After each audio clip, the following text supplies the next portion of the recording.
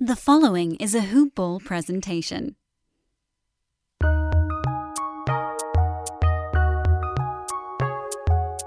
Welcome to the Fantasy NBA Today podcast.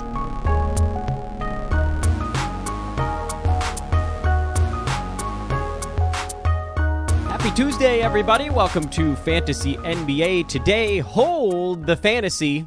I'm getting used to it. At some point, I'm going to yank that suffix off the name of the show, and it's going to feel weird going back to the normal way of doing things. But for now, we are what we are. We are a fantasy show, sans fantasy. I am Dan Bespris, your humble host, humbled by the fact that we haven't had actual fantasy content in 7 months and counting. And this is, of course, as always, a Hoop Ball presentation. Hoop-ball.com is the website. Hoop Ball tweets, if you want to follow them on Twitter. All of us, maybe I should say, on Twitter. I am at Dan Bespris on Twitter, DanBesbris. Hoop Ball is Hoop Ball Official on Instagram and Hoop Ball Hoops on Facebook. All the good stuff available at every one of those locations. Twitter, probably the fastest news breaking source, if that's what you're looking for.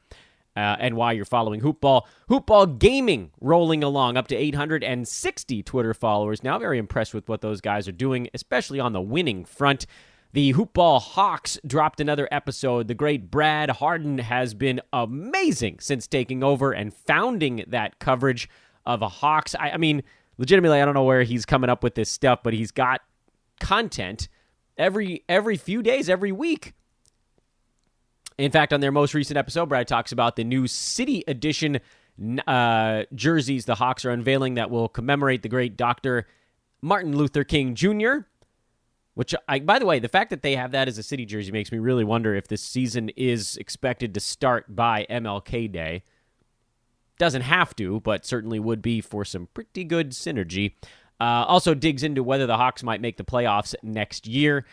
Of course, we have Lakers and Heat episodes that are dropping between every one of these playoff games and more. The gaming guys have an episode every day. The DFS guys have an episode every time there's a basketball game to cover. And the new box score breakdown. Doug and David have the one that dropped earlier this morning, talking mostly about the finals with some betting implications mixed in as well. So having a little fun on that front, just like we are here on Fantasy NBA Today. Hold the fantasy. All the betting stuff we talk about is courtesy of our friends at mybookie.ag. Don't worry, folks. We've got our eyes on the prize over there at mybookie.ag. If they have any of these free wagers that pop up, we'll be the first to let you guys know. Right now, we're just making our money the old-fashioned way with winning wagers, with hitting over 52.4% of our bets. I think I've mentioned it before. That covers the VIG, and we'll just grow our bankroll slowly. That's the beauty of doing it this way is, you figure out what affectionately, well, the betting community refers to them as units. This is something that a term you should use if you're going to be doing it along with us. Units are generally considered to be 1% of your bankroll. So if your bankroll is $100, a unit would be $1, which is a very hard way to wager. And most people, if you're working with a bankroll that's not $1,000, basically, if you have $1,000, a unit is $10. And that's, I think, probably about as low as you should go with an individual wager on a game. I guess you could go with 5 if you really wanted to, a bankroll of 500. I think many of us don't feel like putting $500 into an online sportsbook or handling it with a bookie or whatever, however you're betting. So you don't have to truly abide by that 1% rule with a unit. You could have a bankroll of $100 and make a unit 5%. So then, you only have 20 units, and we have to be very cautious because there are swings, but that would potentially work. I think a $100 bankroll is a way you can kind of get things started. $200 is probably a safer number if you're going to be betting $5 to $10 per game, and you just slowly grow it from there. The way you think about it is, and I know this might turn some people off who hear us talk about sports betting on this podcast and think, ooh, get-rich-quick scheme. That's not the way to slot this out in your brain. If you have a $200 bankroll and you're putting let's say $10 on each game, the expectation is that by the end of, say, a playoffs or a season or whatever it is you're working on, you're up some number of units, X number of units in the positive. I think if we use, say, Brewski right now, I think he's been posting his record. He's something like 100 and... Where the heck did it go? He sent it to me yesterday, and now I've got... he's 123 and 91 over the last 2 seasons. So the betting has obviously ramped up more lately, but 91 times 1.1 is 100.1. 123 minus 100 is up 23 units. So he's up 23 units. So if you're betting $10 a wager, following Brew over the last 2 years, you're up $230. Cool, right? That sounds great, except, again, it's worth noting it took a year and a half, basically, to get to that spot with a $10 bet. So I want you guys to keep this in mind. When we talk about what we're doing here, we're not trying to make a quick buck. If you have a colossal bankroll, if your bankroll's, multiple thousands of dollars and you're putting $50, $100 on each wager, then yeah, being up 23 units, that's a fat dent. That's, $2,300 or, $1,150 or whatever it is. Most of us, however, are putting smaller numbers on these games. I think. Maybe I'm wrong. But most of us are probably betting more like $10 to $20 per game. So if over the course of a year you make $100 or $200, cool. The next thing you do, and this is just general strategy here before we go back to our MyBookie read, is at the end of some number of months or at certain thresholds, you want to tweak what your unit is. All right? So if you started with $100 and you decided that a unit was going to be a 20th, 5% of your bankroll, that would be a $5 wager in that instance. Well, maybe say when you get to $200, you stop doing $5 bets and you reassign what a unit is, meaning you sort of recalibrate. If it's still 5%, then your unit should have gone from $5 to $10 at that point. Or maybe you keep the unit, maybe you keep the bet at $5 and your unit is now 2.5% instead of 5% of your bankroll. So you want to reassess intermittently as you're growing your bankroll, and when you hit certain thresholds, you can make your wagers bigger. So this betting that we're doing is a very long-term proposition, and it's also critical to realize that these free wagers that MyBookie keeps coming out with, their odds boost features, for someone who had a bankroll of $100, we made 45 on that crazy Chiefs bet without ever thinking about it, and anywhere from 70 to about 110 over, not this last weekend, but the previous one, betting a whole bunch of college stuff for the most part. Those were all odds-boosted wagers. So someone that started with a $100 bankroll there could have grown it into something like $230, $240 without even really ever thinking about it. And then you slowly chunk off piece after piece. You make your $10 wagers. You're up, a unit every couple of weeks. By the end of 4, 5, 6 weeks, maybe you're up 5, 6 units. Maybe you're up a little more. It's going to fluctuate. Maybe you get to that $300 threshold and you change your bet size to $10. Or maybe you get to a $500 as you slowly grow your bankroll. And again, that's why these odds boosters are so critical, especially for those of us that aren't working with $1,000, $2,000 bankrolls. If a website gives you an opportunity to just put an extra $50 or $80 or $100 in your account, that's not rollover money. I mean, damn, you do it.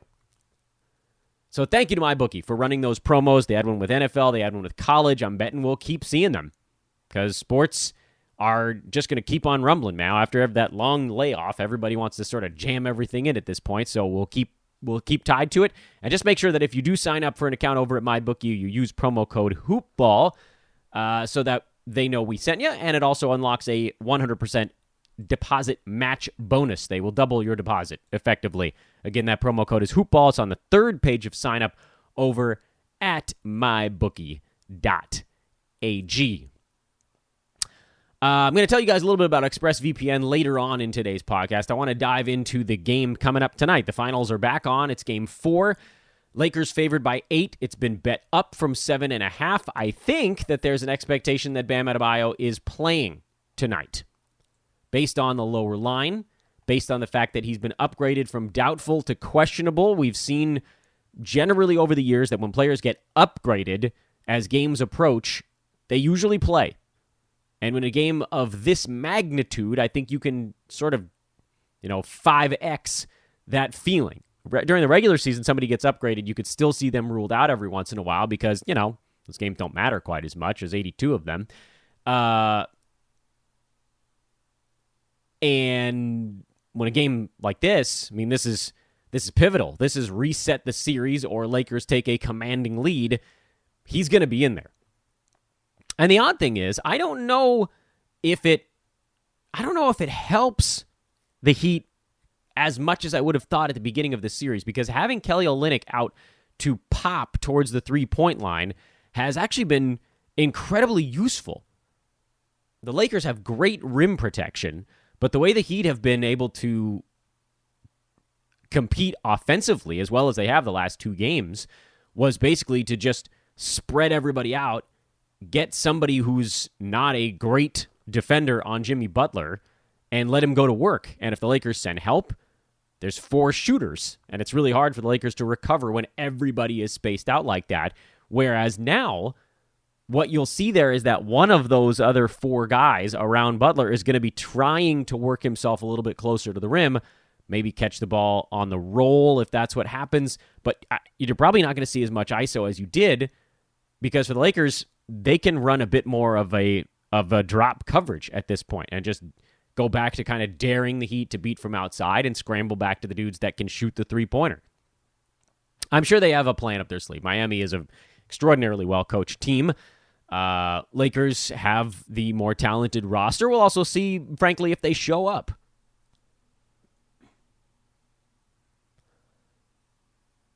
It's, one of the things that I lamented on one of the shows late last week, and it was Thursday or Friday show, was that there's been a lot of lazy analysis in these finals. It was just like, oh, well, the Lakers have looked good because they've been lucky, or, the Lakers have looked good because other teams have been consistently looking bad. The Lakers defense had a lot to do with that. And then I think it's probably also a little bit lazy if my analysis of Game 3 is that the Lakers didn't play with heart. But at the same time, that was also my analysis of Game 2, which they won. Lakers haven't played hard the last two games. And admittedly, from a schematic standpoint, Miami had the better stuff happening in Game 3. But with proper effort, the Lakers would have had that game, like I said on yesterday's show, within probably one, maybe two possessions at the very most. Miscommunications, lazy offense, lazy defense. It all went into it. So even just playing harder in this game, you'll have a tight one. The other changes the Lakers are probably going to be looking at here going into Game 4 is that you probably see a little bit more fighting to keep good defenders on Butler. Because too many times, especially late in the ball game, LeBron just kind of very happily switched off of him. And if that does happen again, the other thing I think, or at least I hope you'll see as a Laker fan, is that the defender that gets Butler plays off of him 5 or 6 feet. He's not a good three-point shooter. He's not. I know he's hit a few in these playoffs, and he's hit some big ones, actually. But overall, his great success is closer to the rim, as evidenced by the fact that he didn't hit a three-pointer in his cosmic Game 3 on Sunday. Not one. He got everything going towards the rim. Driving, drawing fouls, little fadeaways, bank shots, all that stuff. So play off of the dude. I know he'll still come at you, and then he might back you down a little bit, but play off of him. Don't let him get other people involved the way that he did in Game 3. And if there's less shooting on the floor, if you have to help off of somebody, it's a little bit easier to deal with it. Meanwhile, offensively, the Lakers just, they can't have 19 turnovers. It's as simple as that. I don't care what the Heat are trying to do on the defensive side. The Lakers still had a ton of open looks in that game. And some of the guys hit the three-pointers, some of them did not. You might not see the Lakers shoot 51% when the Heat are basically just saying, here, have these completely unguarded three-pointers. But what they are doing is they're taking guys like Rajon Rondo a little bit out of their game, although to his credit, he has shot the three ball extraordinarily well in the playoffs so far. And they're sort of they're forcing Lakers not named LeBron or Anthony Davis to have a bigger impact on the ballgame. They're saying, look, at all costs, we are going to defend the paint. At all costs. Even if it means that we don't have anyone within 12 feet of the three-point line. That's called fully committing. And, I mean, it sort of worked in Game 3, although, I don't know how long you can give up looks like the ones they were giving up and still win the ball game. As I mentioned in the last one, on Sunday's game, the total was basically right on the mark. I think it should have ended like maybe 2 points lower than it was. Miami overachieved, the Lakers underachieved. As I look towards this next ball game, from a schematic standpoint, it seems like maybe the biggest things you see change between Games 3 and Game 4 is, well, if Adebayo's back, Miami figures out a way to work him into the offense a little bit differently. On the Lakers side, I think they've seen sort of the way that Miami is playing now, and it's going to be sending crap loads of bodies at Anthony Davis. So he's going to figure out how to get out of the double team. LeBron's going to probably draw more double teams, and they're just saying, look, these other guys are going to have to beat us. That's going to lead to runouts in both directions. You're going to see Lakers getting up three-pointers early in the shot clock because they know what's coming now, I think. And then for Miami, the stuff they were running in their offensive set was also leading to relatively quick shots and decent pace in that ball game. They also, again, overachieved thanks to good foul shooting, low turnovers, and very good shooting from the field. I'm a little hesitant. If there wasn't any roster turnover between these two games, if it was just schematic changes, if it was just adjustments between Games 3 and Games 4, I might actually consider an over, because I think the Lakers perform better in this game offensively. Defensively, I would have said, I don't know that the Lakers have the perfect solution to a Jimmy Butler-led sort of 1 with 4 out kind of thing. But with Adebayo back, I actually thought the Lakers had a better game plan, which was basically give him a ton of room, which allows the guy defending Adebayo to help with dribble handoffs, because that happens a lot. And then if he's going to try to shoot, fine, but he's not going to take it right at Anthony Davis. It's not going to work all that well. I think you probably don't see Anthony Davis in foul trouble again. I'm sure there was some lobbying. There was a call. There was an Olynyk foul or a charge drawn on AD that I'm really surprised the Lakers didn't challenge in that last game. I mean, everybody was drunk. Everybody on the Lakers was drunk in that game. They could have easily challenged. It was AD's third foul. Very quickly after he came into the game in the second quarter, he was driving to his right. He had the ball on the left elbow extended and was dribbling out towards the three-point line. And Olynyk slid in front of him and fell down, and they called it a charge, and it was a brutal call.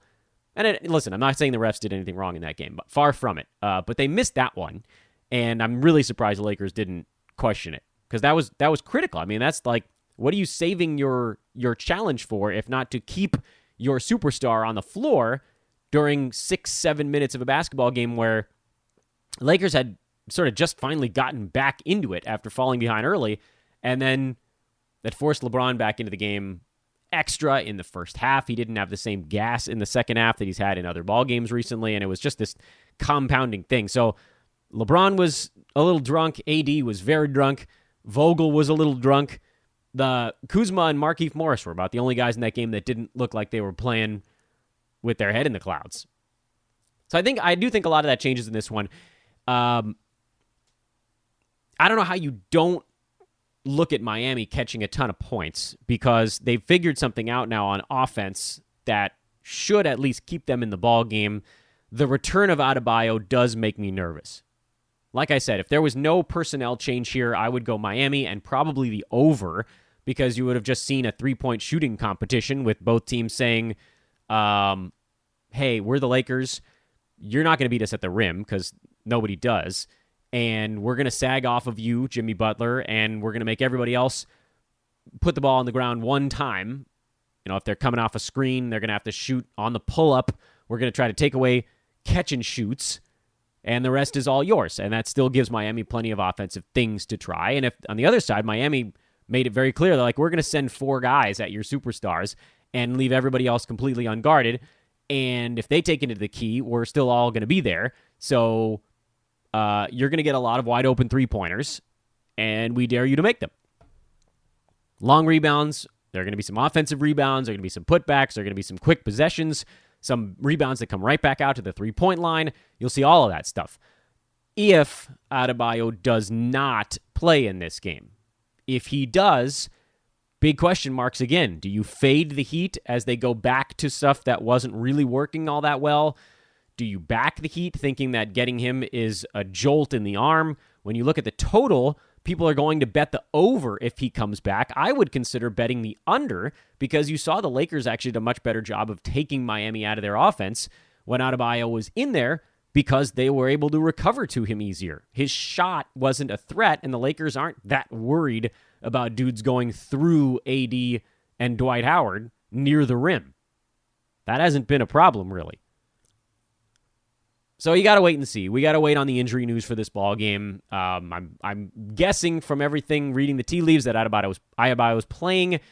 In that instance, I'm probably leaving the side alone. I would consider the under on the total if he plays. If he doesn't play, I would actually consider the over, oddly enough. There's been some suggestions the Lakers go back to that sort of funky zone they ran against. Was that Denver briefly? They ran it briefly against Denver, and I think they ran it very briefly against Houston, but that was... No, I'm getting that wrong. I feel like it was mostly Denver.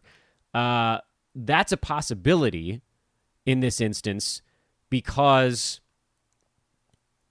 it creates... It doesn't allow Jimmy Butler to dribble straight into the middle of the key. So if he gets a switch of a small guy on him, it's not that big of a deal. They can bring some other people over to help. It is going to open up some 3-point opportunities. So we'll see. I'm sure the Lakers are going to try some stuff. You throw a few darts at the wall. We'll see what happens. Again, thank you to MyBookie for all of these numbers. They've got all sorts of stuff going on in this game. They've got the line. They've got the total. But you've also got... By the way, it's the total's up to 219 already at MyBookie, so it's still getting bet up by the betting public. I continue to look for reasons to take the under if Adebayo is playing, but maybe it gets even higher. Maybe it gets to 219.5 or 220, and in that case, I would definitely look at an under. Sign up now, by the way. Coupon code HoopBall. Use it on that third page of sign up. Make sure they know who sent you. MyBookie.ag. Do it to it. And by the way, if you don't want people knowing what you're doing on the internet, that would be a great time to sign up for our latest partnership with the good folks over at ExpressVPN.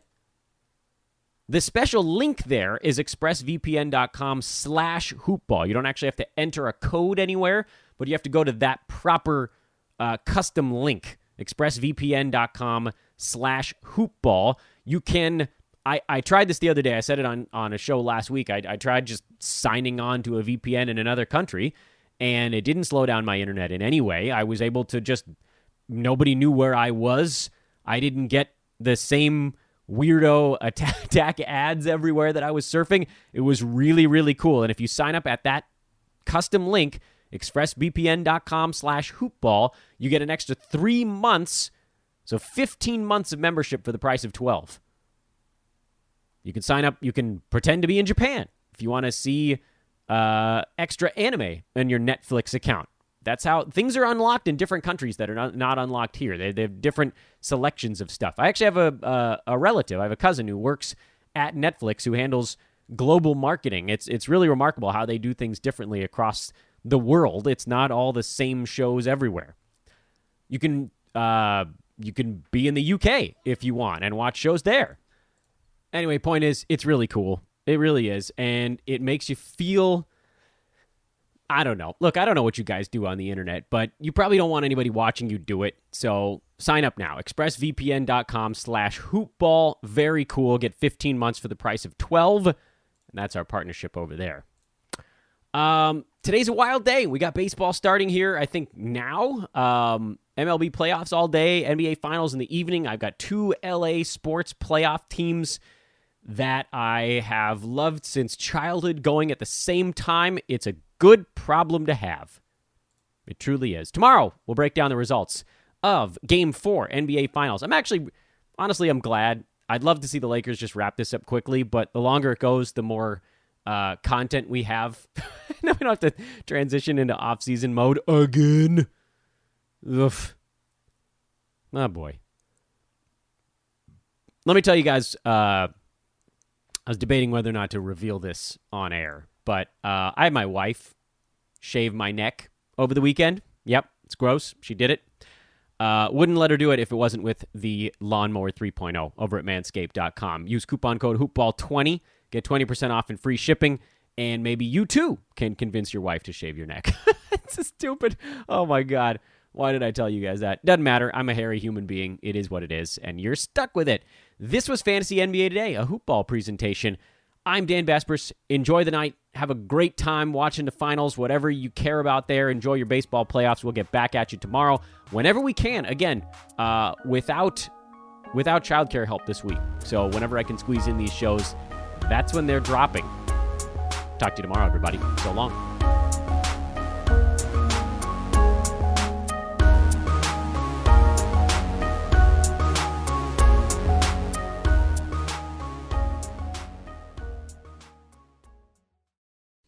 This has been a Hoop Ball presentation.